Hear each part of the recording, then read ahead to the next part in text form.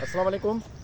इंतहाई शुक्रगुज़ार आहियां मैडम प्रोफेसर माए तैयबा अब्बासी साहब जो, जेकी प्रिंसिपल भी आहे बदीन में, जंहिं असांजे बाग जे लाइ ही जेको आहे सो कंट्रीब्यूशन मोकिलियो आहे।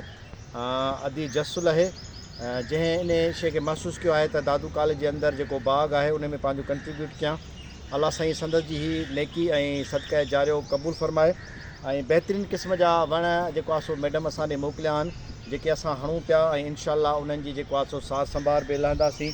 ऐं उमेदु कयूं था त जेके बि ॿुधनि पिया असांजो आवाज़ु, उन्हनि सभिनी खे गुज़ारिश आहे त दादू कॉलेज जे अंदरि तमामु घणी लैंड अवेलेबल आहे ऐं असीं कोशिशि कयूं था त जेको बि स्पेस मौजूदु आहे उन्हनि सभिनी में असां जेको आहे सो फ्रूट वारा वण हणूं, जंहिंसां माहौलियाती गदिलाण बि ख़तमु थींदी ऐं हिकिड़ो बहितरु माहौल पैदा थींदो शागिर्दनि जे लाइ।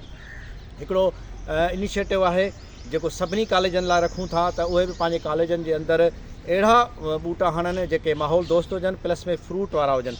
यकीननि सिंध जी जेको आहे सो माहौलियाती गदिलाण खे ख़तमु करण जो सिर्फ़ु हिकिड़ो ई असां वटि उञाण आहे त असीं वण हणूं ऐं उहे फ्रूट वारा वण हणूं, फ्रेंडली जेको आहे सो एटमॉस्फेयर जा वण हणूं। पाकिस्तान ज़िंदाबाद।